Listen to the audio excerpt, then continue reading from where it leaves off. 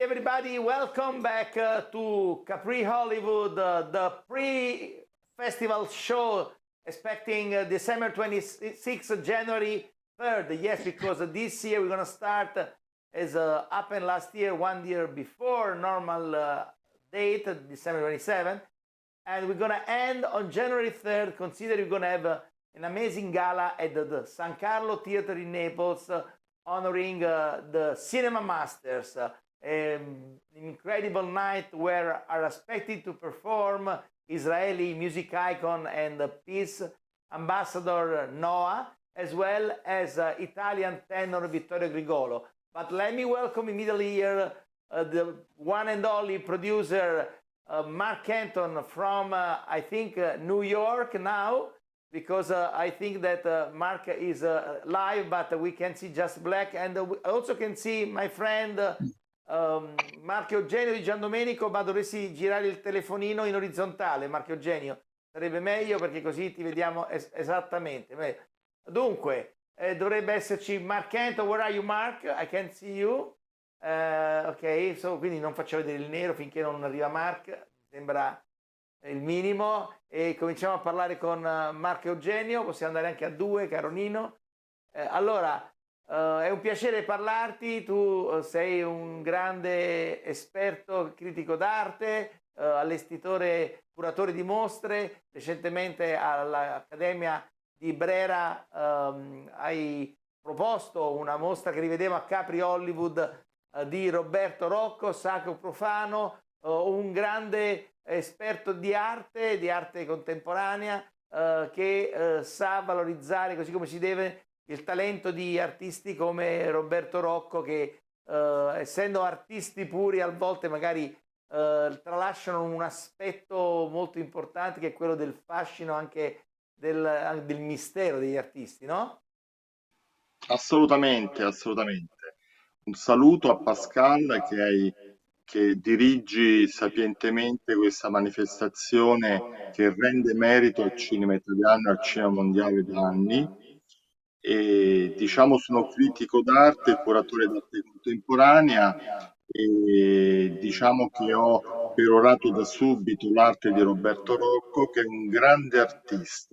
un artista che è sulla scena da più di 50 anni, che ha fotografato le più grandi star del mondo e che dal 2020 si è confrontato con una nuova tematica che è quella del sacro e del profano, la spiritualità nell'era contemporanea, che ci tocca un po' tutti, anche in considerazione di questo periodo così triste che abbiamo vissuto, speriamo ormai in fase finale, che è quello della grande pandemia. Quindi dopo Milano, dopo Brera, non poteva esserci location migliore che Capri Hollywood, perché comunque Rocco nasce dal mondo del cinema, a parte la sua affiliazione con Elizabeth Taylor e con la bisbetica domata di Zeffirelli. Lui ha navigato in questi anni in America, in Italia e non solo, per promuovere le più grandi attrici, i più grandi attori, i più grandi personaggi dello spettacolo planetario. Oggi ha costruito questi tableau vivant, questi set teatrali che poi ha documentato a livello fotografico, che sono delle vere e proprie opere d'arte. E come dicevi tu, caro Pascal, apprezzate in Accademia nell'esposizione che c'è stata a fine ottobre scorso. Grazie Marco Eugenio, and let's welcome the one and only Mark Kenton, I suppose from New York City, no? Where this morning we had a little snow, and we're just coming off of an incredible long Thanksgiving weekend filled with family and friends and animals and food, and it was very the winter arrived just as Thanksgiving did, so it was great. So I left you before COVID with the all black beard. Now in 1.5 years, you become like Santa Claus, white beard. What's the matter with you? No. Number one, I'm more popular than ever, so I don't really worry about it. And number I know, two, but you're trying to and emulate number George two, Clooney, eh?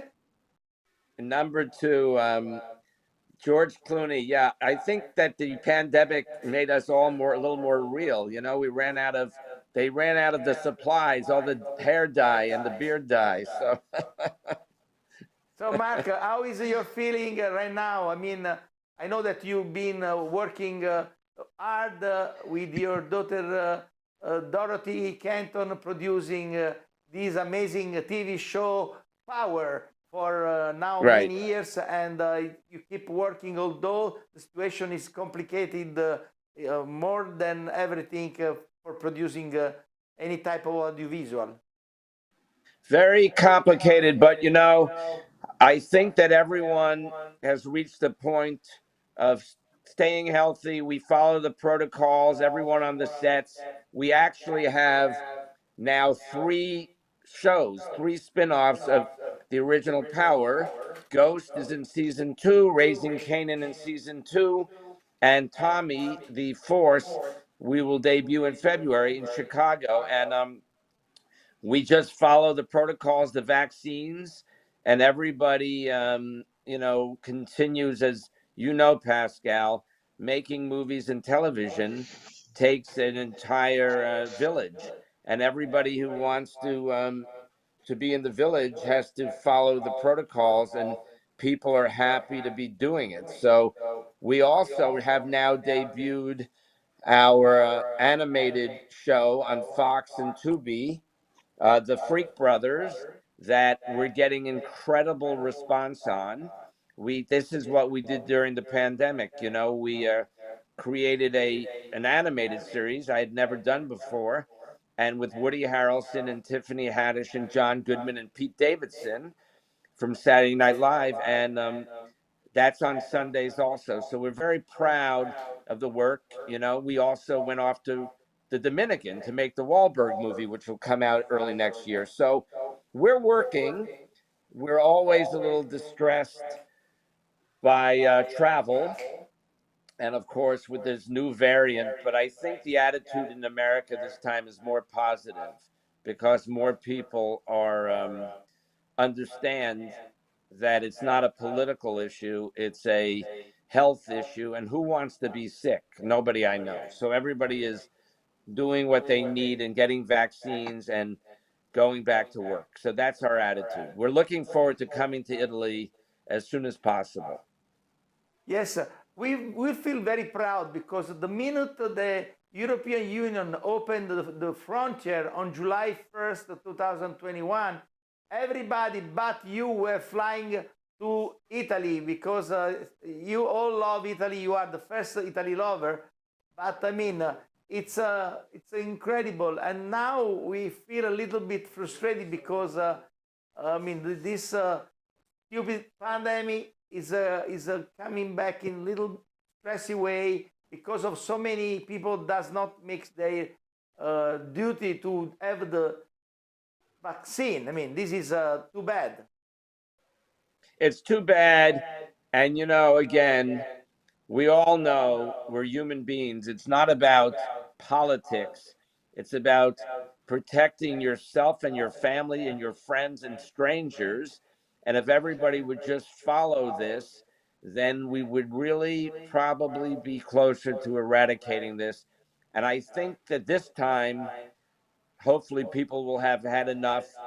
And those who were so selfish will understand that we are only one world, you know? So that's where we are big advocates of this. And I can tell you that if it wasn't for production, I would be proud to be in Capri, but I completely intend to be in Ischia with everyone that you know and invite, and fresh people next summer. And that is for sure. So, Mark, tell me, what is the feeling now? I heard that many people are leaving Hollywood and moving in other state of America. We recently saw that China is been making a big studio they call Chinahood. I mean, what's going on? They're trying No, I to think move like a lot of things, Hollywood the other you part know, of the world.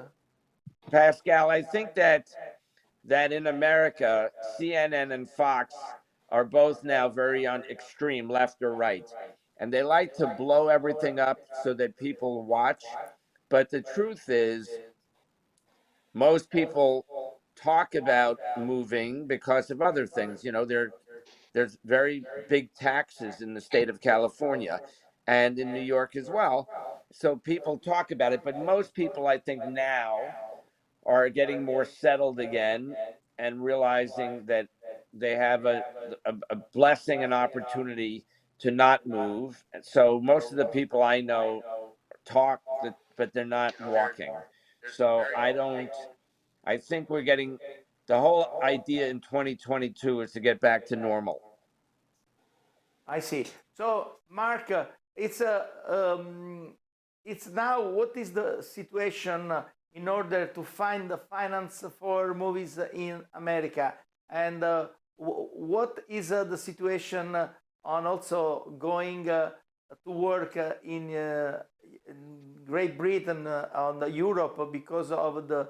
I mean, it seems that they're really trying to push a lot around the world and not to stay anymore in UK, in America. Yeah, I think, again, it depends on the governments. People that we all know, Tom Cruise and Keanu and everyone, they've shot in Europe, Italy, and the UK and other places. We shot in the Dominican Republic. We're going to do a movie in March in Puerto Rico and in the Dominican. So I think that the financing is very good, actually, because a lot of people have made a lot of money during the pandemic at the high end, crazily enough. It's very unfortunate that it's not more balanced. But as far as content goes, with the new streaming really having taken the world over in terms of the theatrical world, there is a lot of opportunity now. If you're a talented writer, you should write because you can do very, very well.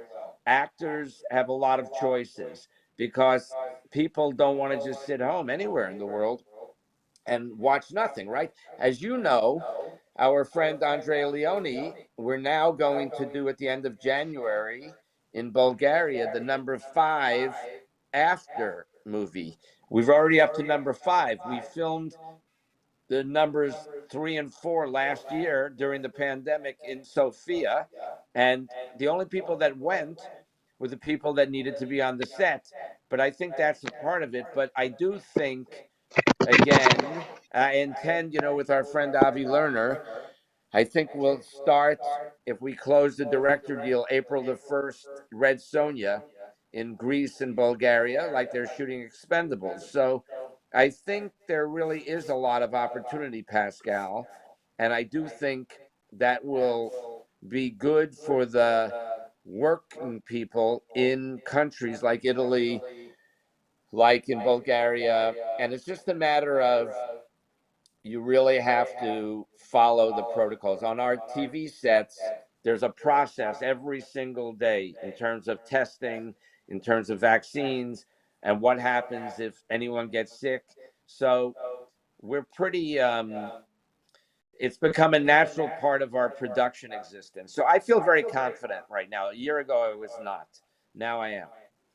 So you've been around in the industry for many years.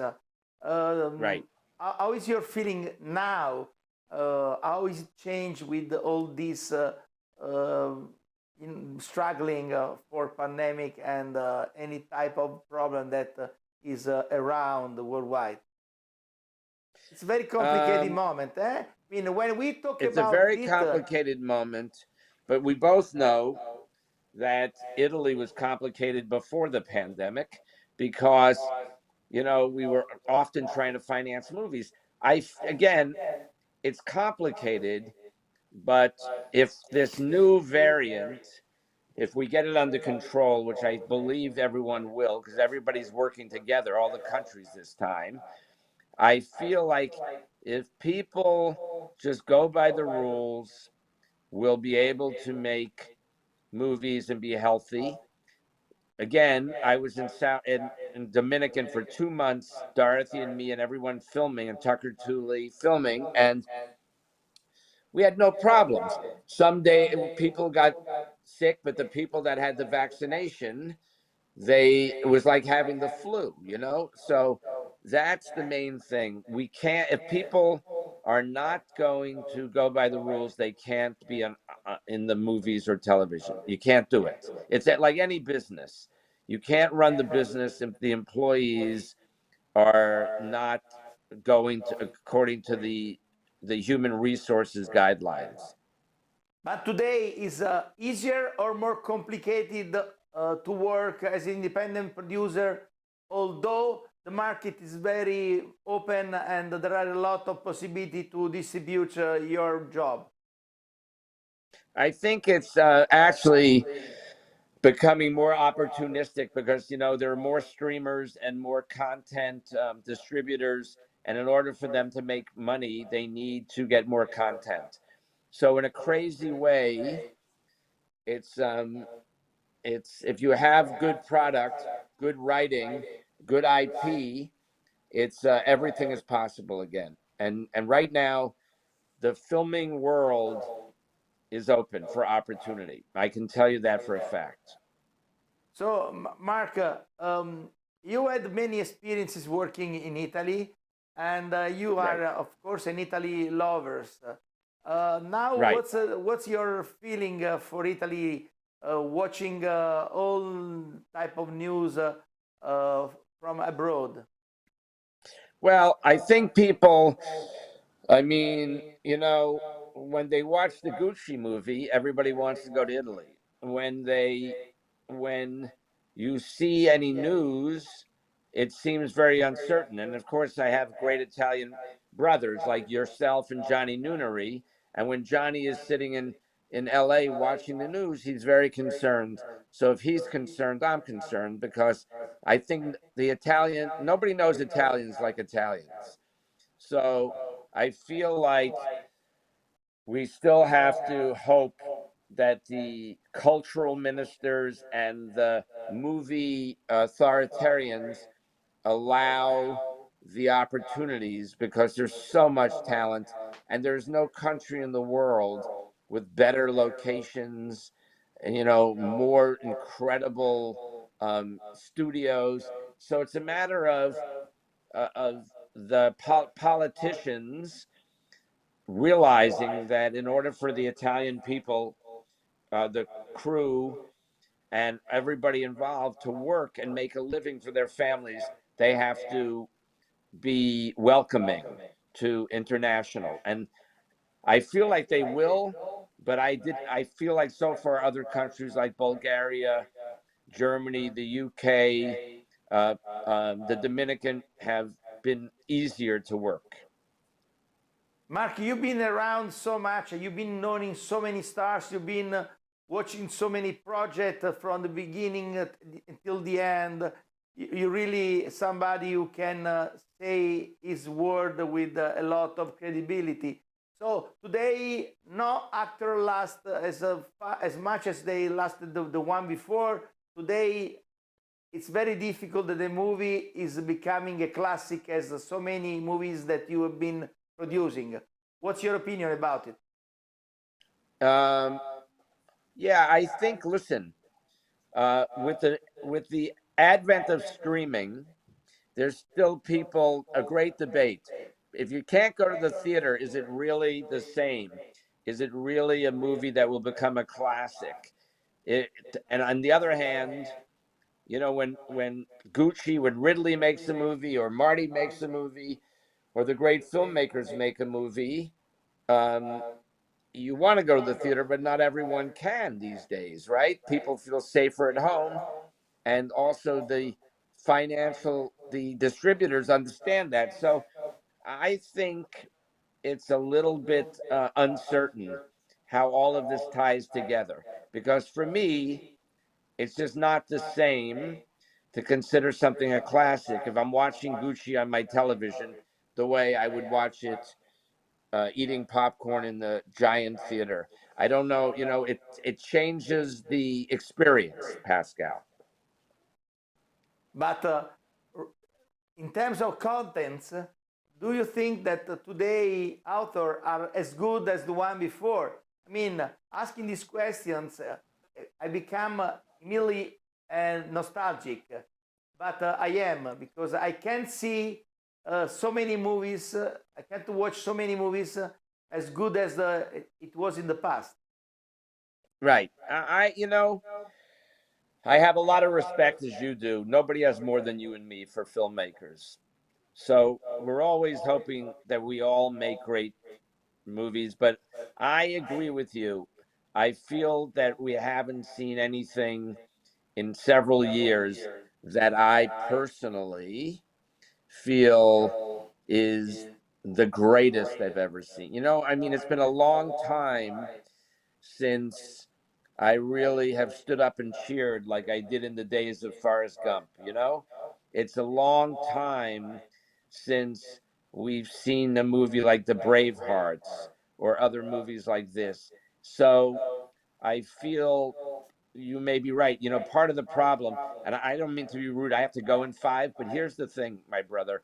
I feel like we are experiencing everything in a different way.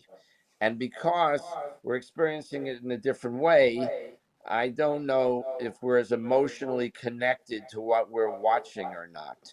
It's a bit more of an escape now. In 10 years ago, I would go watch Gucci and the theater would be full and everybody would be going, whoa, Ridley Scott. And I might be judging the movie from my experience differently than I am now. Now I'm just grateful to see a movie. You know what I mean? And otherwise, I'm sitting home watching a movie and that's in my underwear. So it's not the same. And I know you know what I mean because you're the same.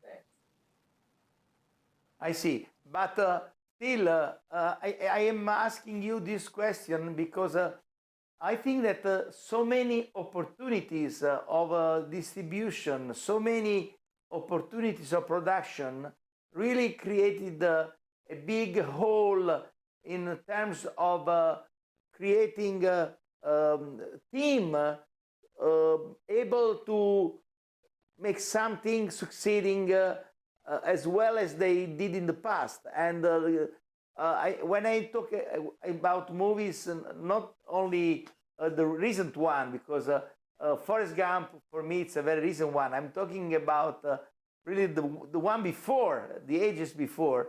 And it's something that really surprised me, that whenever you watch a classic, either Richard Barton or Robert Mitchum or John Wayne or Humphrey Bogart, or that moment, magic moment, olive moment, that is not close to us. Why? What's your opinion about?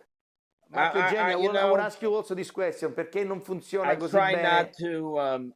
I try not to judge. Che No, we're not dici? judging. When I see Spielberg's, when I see we're not West Side judging, Mark. Story, We Io reflect non about sento it. quasi nulla del tizio. A te ti sento, a lui no, quasi nulla. Non so, forse è il mio problema. Mark, we are not yes, judging.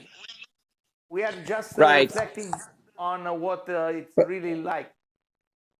I feel like, when you see Steven Spielberg's West Side Story, there was already a great West Side Story. So I'm surprised that even the masters are going back to something that was already a classic. I enjoyed the classic better personally. Huh. So it's There's an example. we are also very very short of ideas also. That's what I'm saying. We're running out of ideas. This is why I have a great television show for 10 years and now 4 of them, because we keep making The writers are great, so there's new ideas. But people run out of ideas, and I agree with you. And then you go on a lot of television shows too. You go, but this story has been the same as it was 8 weeks ago. You can't watch it. It's too tough. Okay, Mark. So Pascal, I have to go, but yes. I So thank you so appreciate much you. for being with us. And I appreciate Capri. And I want you to know that.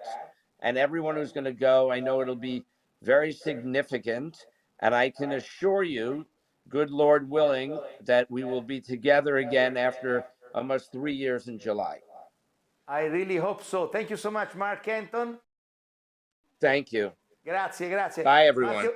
Marco Grazie. Eugenio di Giandomenico, era una chiacchierata un po' nostalgica quella con Mark Anton, grande produttore del passato, ma anche grande produttore dell'attuale, che ha vissuto momenti magici del cinema e che comunque oggi si lamenta, come tutti noi d'altronde, della mancanza di idee importanti per la creazione di nuovi film. Ha appena detto che io preferisco il vecchio West Side Story al nuovo di Steven Spielberg, e questo è indicativo sul fatto che oltre a mancare le idee originali, oggi la produzione magari più sofisticata ha fatto sì che i prodotti magari non siano così né originali neanche emozionanti come magari è avvenuto in passato.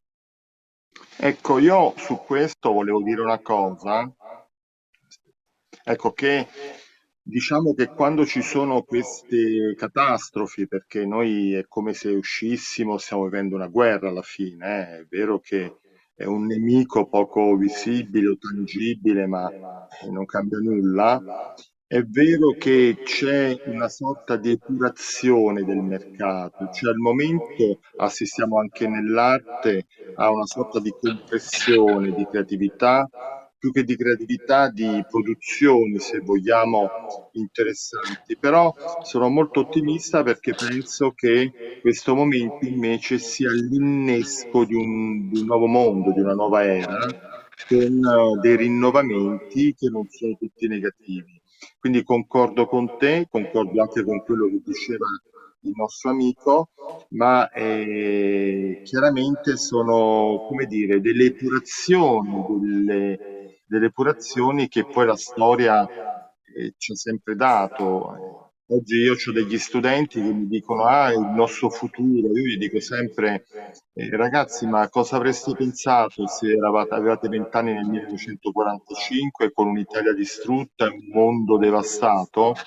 E c'è stata poi la grande ripresa degli anni 50 e 60, quindi io sono, diciamo, ottimista, ma è un ottimismo non cieco, un ottimismo vero, cioè penso che vedo anche nel mio entourage dell'arte contemporanea che si sono messe in moto. Lo stesso Rocco, per rifare un esempio a quanto ci siamo detti prima, ha creato Sacro Profano sotto il Covid. In realtà forse chissà se quest'idea, questo piglio di creativo gli sarebbe venuto se non ci fosse stato il Covid. Quindi viviamo un grande momento, una situazione molto difficoltosa, però pensiamo anche che è l'innesco di una nuova era di cui noi saremo protagonisti.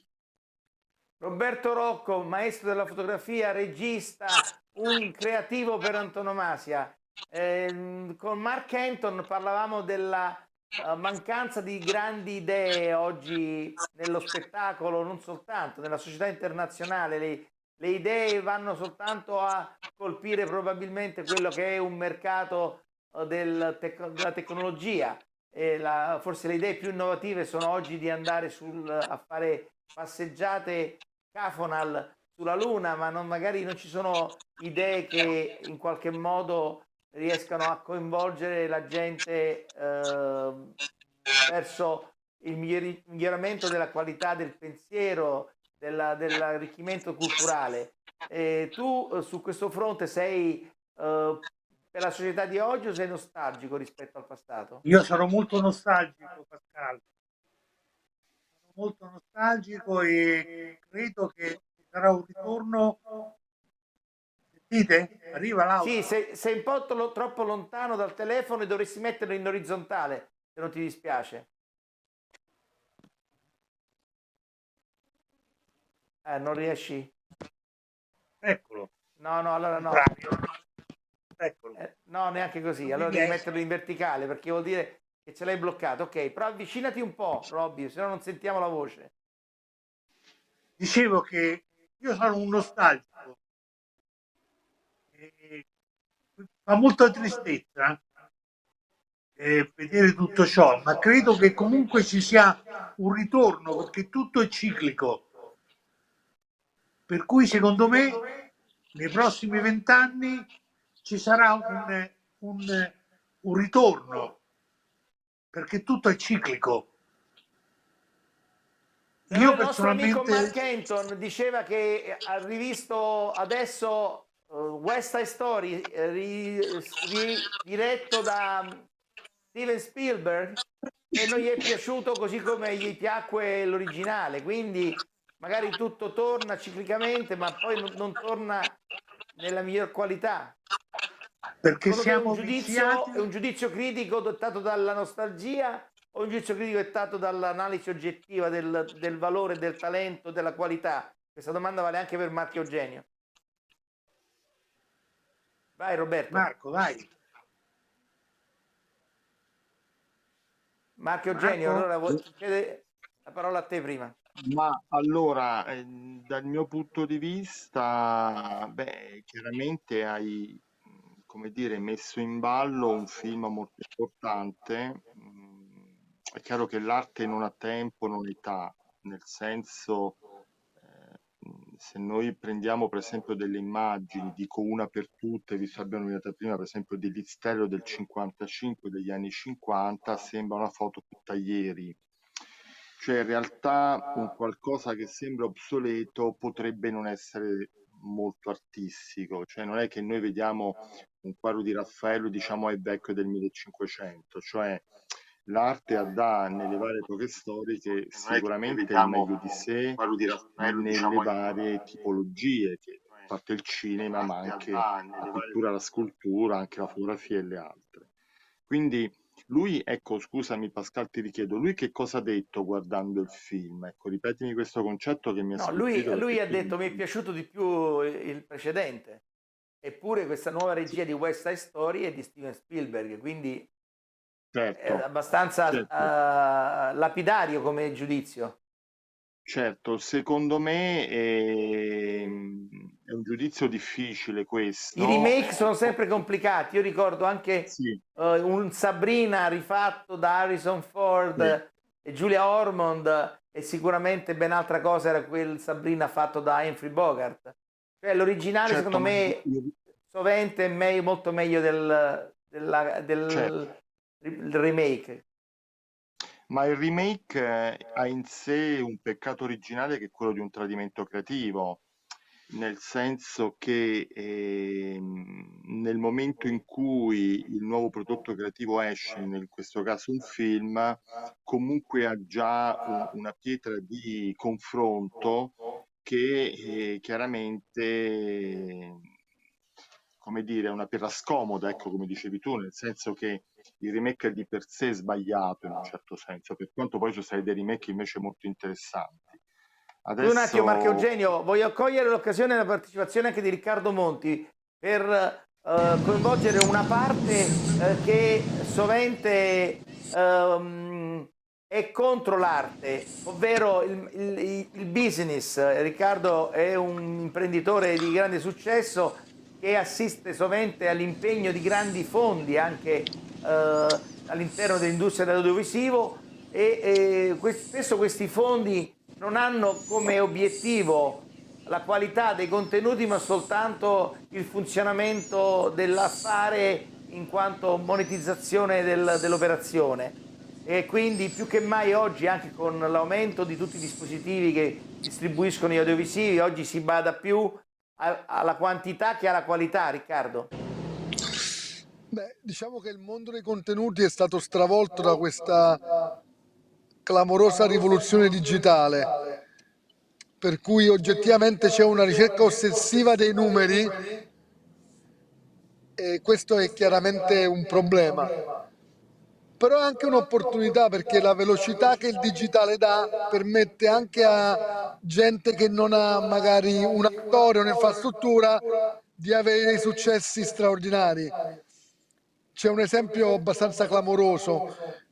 Il mio amico Cabicale, che è senegalese, era un ragazzo che fino a 10 mesi fa era totalmente privo di speranze e opportunità, il padre disoccupato, non ha mai avuto un computer, non è mai stato in uno stadio, ha cominciato a fare dei video divertenti, muti, è stato ripreso dai calciatori brasiliani che stavano in lockdown, è stato rilanciato in Brasile, adesso è il numero 1 al mondo di TikTok, è uno dei primi 10 in Instagram ed è diventato una star partendo da un contenuto semplicissimo, dei video muti in cui fa cose semplici confrontandoli con i video assurdi che vede su web e su TikTok. Questo è un esempio di come il digitale sia ancora grande opportunità. Ecco Riccardo, però a proposito proprio di questo ragazzo prodigio lanciato da Alessandro Riggio, che sto cercando di contattare adesso per vedere se riusciamo a prenderlo, non mi sembra che questo ragazzo però, diciamo, faccia delle cose così clamorose che resteranno nella storia, magari come le immagini di Roberto Rocco esposte all'Accademia di Brera da Marco Eugenio Di Giandomenico. Assolutamente, ma io lo citavo come però l'esempio dell'opportunità anche per chi non ha Però dico molto da cui partire. l'opportunità oggi è veramente la morte dello stilista ieri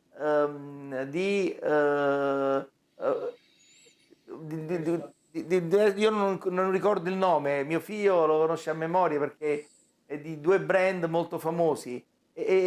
È velocissima la comunicazione, così, però diciamo magari non conoscono il maestro Roberto Rocco che invece ha lasciato delle pagine tangibili nella storia e probabilmente di produttori di scarpe, cioè il business per business ha sostituito quelli che sono i valori attraverso i quali siamo cresciuti un po' tutti, te incluso che sei un uomo d'affari.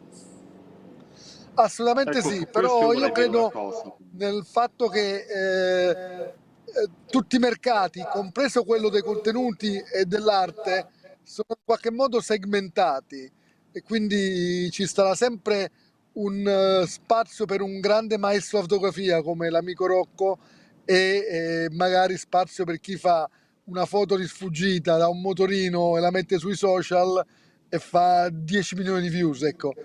Non voglio essere ottimista a oltranza, ma credo che la segmentazione dei mercati, tutti i mercati dei contenuti, compresa l'arte, possa trovare spazio per tutti.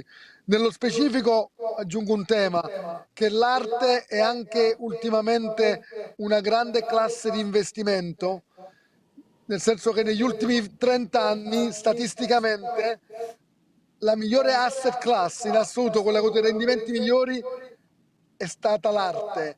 E tanto per fare un altro esempio, ormai per i super ricchi tutte le grandi diciamo, banche che seguono il wealth management consigliano di fare anche un investimento su produzione di film e contenuti. Quindi ancora una volta è anche un'opportunità perché la democratizzazione di queste industrie fa anche sì che si creino nuove opportunità di attività perché ci sono nuovi investitori che si affacciano. Marco Eugenio Di Giandomenico, volevi dire qualcosa a riguardo? Sì, no, volevo dire una cosa, che volevo fare una notazione culturale. C'è un filosofo sudcoreano che si chiama Byung-Chul Han, che tra l'altro è ordinario all'Università di Berlino, che dice che siamo nella società della trasparenza. Ecco, tornando al discorso del film, il problema non è il contenuto culturale o creativo che funziona, è la comunicazione che diventa oggetto. Cioè in realtà non si vende il film, ma come viene promosso e quali sono i meccanismi di marketing, grazie ai testimonial, grazie a tutto quello che noi sappiamo, entrano in ballo. Quindi in realtà i social, cioè le nuove tecnologie, hanno ampliato il ruolo della comunicazione quasi come oggetto, al di là dell'aspetto artistico e culturale dell'opera filmica. Quindi magari in un film che non funziona compare la Ferragni di un nome a caso e il film ha un ritorno in chiave di botteghino, tra virgolette, o comunque di audience superiore a un film più impegnato, con attori più impegnati, professionisti, eccetera. Cioè c'è un problema, questo anche nell'arte, nelle altre arti, come la comunicazione non è più uno strumento di promozione, ma diventa l'oggetto, cioè il like, don't like, quanti consensi questa procedure mi dà, al di là poi degli aspetti culturali e creativi. Io poi Pascal ti avevo detto di questa cena, vi saluto tutto, saluto il mio fraterno amico Roberto Rocco e anche gli altri, e poi Bene, io magari un'altra ringrazio volta te, caro approfondiamo. Marco Eugenio di Giandomenico, ringrazio Riccardo Monti e Roberto Rocco e aspettando Capri Hollywood, arrivederci, live from Capri. Un abbraccio, un abbraccio.